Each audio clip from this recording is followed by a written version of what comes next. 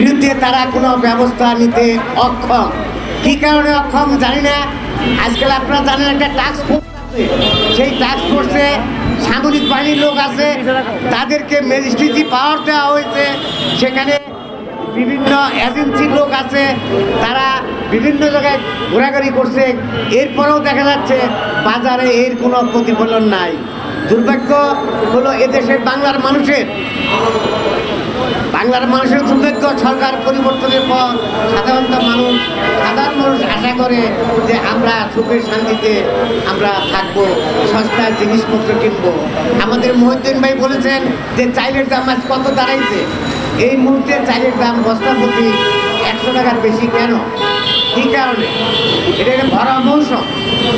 চাইলের দাম 600 টাকার বেশি দাম একটা চাইলের বস্তা।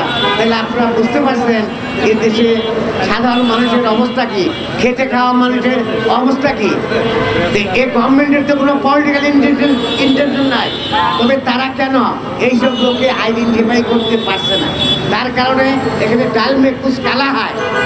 এখানে আমাদের মনে হয় যে সরকারের ভিতরেই কিছু লোক রয়েছে যারা এই ব্যবসার সঙ্গে জড়িত না থাকলে তাদেরকে কেন ধরা হচ্ছে না?